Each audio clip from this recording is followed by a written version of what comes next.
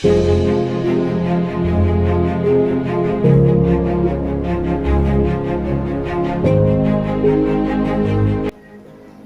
ibu kieu kabunga tobi ieu mah kabunga nu mawa susah. Ibu gaduh pila 2 tempat. Bunga mimiti meuli pila jeung abangku. Tapi geus boga pila teh kabunga nu dituturkeun ku kasusah.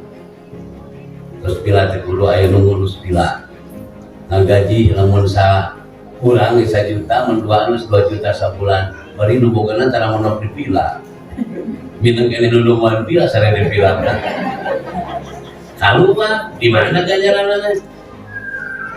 Berarti kabunga tobiyah mah kabunga nu mawa susah. Ari kabunga sarnya mah kasusah nu mawa bunga. Ta eta rek make status mah. Nyen masjid mah kasusah nu mawa bunga, nyen pila mah kabunga nu mawa tagar status mah baru kan itu yang sering kita.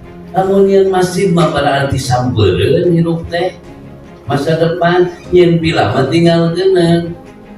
Yang lebih menyakitkan ketika suami meninggalkan istri dan pilanya, suami menghadapan hisab di hadapan Allah dengan penuh banyak pertanyaan, pila yang ditinggalkan dipakai oleh suami yang baru. Lebih menderita.